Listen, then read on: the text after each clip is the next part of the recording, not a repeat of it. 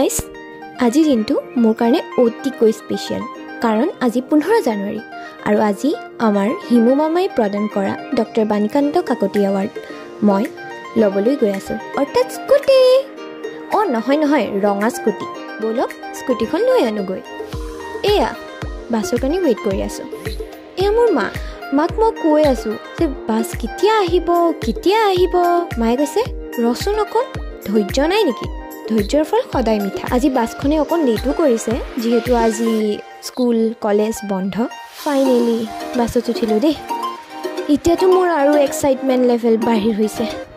বাপৰে তাত গ'লে যে মই কি কৰোঁ কি নকৰোঁ লাগিছে দেই এয়া আহি পাই গ'লোহি অৱশেষত অতদিনৰ অপেক্ষা অন্ত পৰিল এয়া ডিলাৰে মোক মোৰ স্কুটি হেণ্ডঅভাৰ কৰিলে ইমান যে মনটো ভাল লাগিছে নহয় চ' ব'লক জল্দি ঘৰো যাব আছে ন কাৰণ ঘৰত চব মানুহে কৈ আছে যে পাৰ্টি লাগিব ইটোৱে কৈছে পাৰ্টি লাগিব সিটোৱে কৈছে পাৰ্টি লাগিব বাপৰে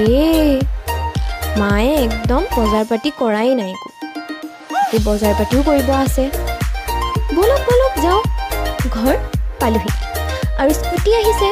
চ' পাৰ্টিটো বনতা হে না চ' সেয়াই প্ৰিপেৰেশ্যন হৈ আছে মাংস মাছ বাহ আজি খাবহে লাগে আৰু